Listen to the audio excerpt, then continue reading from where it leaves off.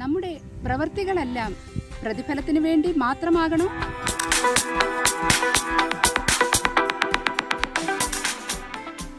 പെരുന്തച്ഛന്റെ വംശാവലിയിൽപ്പെട്ടതെന്ന് അവകാശവാദം ഉന്നയിക്കുന്ന ഒരു തച്ചൻ, അതിപ്രഗത്ഭനായ ഒരു തച്ചൻ ഒരിടത്തുണ്ടായിരുന്നു.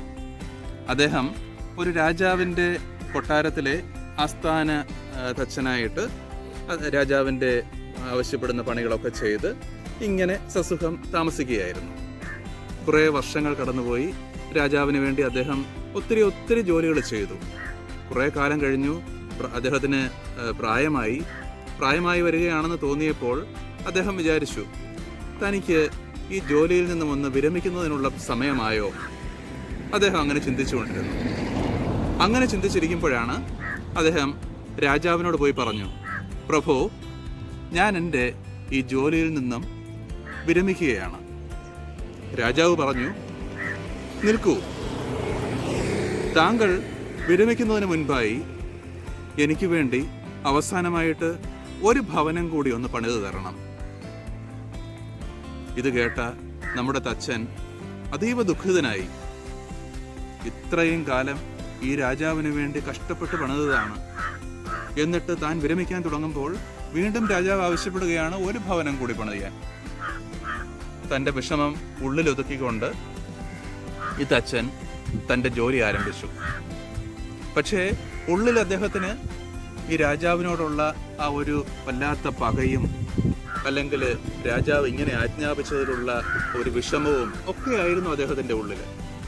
അതുകൊണ്ട് തന്നെ ഈ ഭവനം എത്രയും പെട്ടെന്ന് എങ്ങനെയെങ്കിലും ഒന്ന് പണിത് തീർക്കണം എന്നുള്ള ഒരാഗ്രഹമേ അദ്ദേഹത്തിനുണ്ടായിരുന്നുള്ളൂ. അതിപ്രഗത്ഭരായ ഒരുപാട് പണിക്കാരുണ്ടായിരുന്നെങ്കിലും ആ പണിക്കാരെയൊക്കെ അങ്ങോട്ട് മാറ്റി നിർത്തിയിട്ട് അത്ര വലിയ പ്രഗത്ഭരൊന്നും അല്ലാത്ത പണിക്കാരെയൊക്കെ ചേർത്തുകൊണ്ട് വലിയ നൂതനമായ വിദ്യകളൊന്നും ഇതിൽ ചേർക്കാതെ, വലിയ സാങ്കേതിക വിദ്യകളുടെ ഒന്നും അകമ്പടിയൊന്നും ഇല്ലാത്ത രീതിയിൽ എങ്ങനെയൊക്കെയോ എത്രയും പെട്ടെന്ന് ഒരു ഭവനം അദ്ദേഹം പണി തീർത്തു. വളരെ വേഗം തന്നെ പണി തീർത്തു എന്നതിൽ രാജാവിനും സന്തോഷമായി.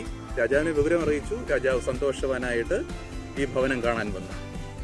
രാജാവ് അതിഗംഭീരമായിട്ട് വന്നിട്ട് ഈ ഭവനമൊക്കെ ഒന്ന് നോക്കിക്കണ്ടു. കൊള്ളാമല്ലോ. അദ്ദേഹം ഈ തച്ചനെ അടുത്തേക്ക് വിളിച്ചു. താങ്കളുടെ അവസാനത്തെ ഈ ഭവനം നന്നായിരിക്കുന്നു. സുഹൃത്തെ, എന്താ പ്രഭു?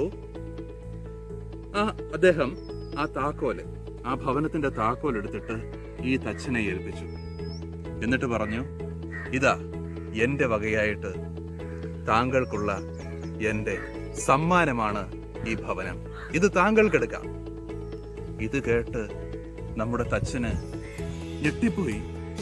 തനിക്ക് വേണ്ടി തന്നെയുള്ള ഭവനമാണോ താൻ ഇത്രയും നാൾ വളരെ കഷ്ടപ്പെട്ട് എന്ന് രാജാവിനെ വരുത്തി തീർത്തുകൊണ്ട്, എന്നാൽ വളരെ വേഗത്തിൽ തന്നെ അതിപ്രഗത്ഭരൊന്നുമല്ലാത്ത പണിക്കാരെ വെച്ചുകൊണ്ട് വലിയ നവീനമായ പണിസാധനങ്ങളൊന്നും ഉപയോഗിക്കാതെ പെട്ടെന്ന് ഒന്ന് അറേഞ്ച് ചെയ്ത് കൊടുത്തത്. ഇതിൽ ഈ വിഷമത്തിൽ ആ തച്ചൻ അവിടെ തരിച്ചിരുന്നു പോയി. പ്രവൃത്തിക്കൊത്ത് പ്രതിഫലമെന്ന് മനസ്സിലാക്കാത്തപ്പോൾ ജീവിതത്തിൽ പലപ്പോഴും തരിച്ചിരിക്കേണ്ടി വന്നേക്കാം. നമ്മുടെ പ്രവൃത്തികളിലൂടെ പണിതെടുക്കപ്പെടുന്നതാണ് ജീവിതവും ചുറ്റുപാടും ഭാവിയും വളർച്ചയും ഒക്കെ.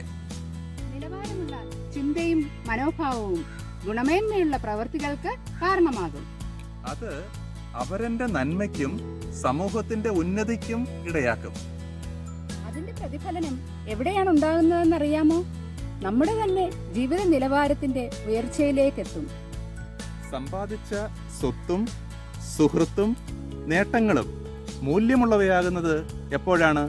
അത് നമ്മുടെ പ്രവൃത്തികളിലൂടെ തന്നെ പ്രതിബിംബിക്കുമ്പോഴാണ്. നാം ഏറ്റെടുക്കുന്ന ഓരോ പ്രവൃത്തിയും ആത്മാർത്ഥതയോടെ വേണം നിർവഹിക്കാൻ.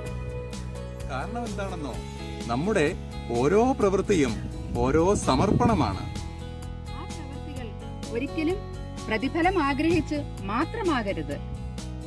പ്രതിഫലത്തിന് വേണ്ടി മാത്രമാകാതെ കർമ്മശേഷിയുടെ പ്രതിഫലനമായി പ്രവൃത്തികൾ മാറുമ്പോഴാണ് സ്വപ്ന ജീവിത വിജയരഥത്തിലേറാൻ കഴിയുക.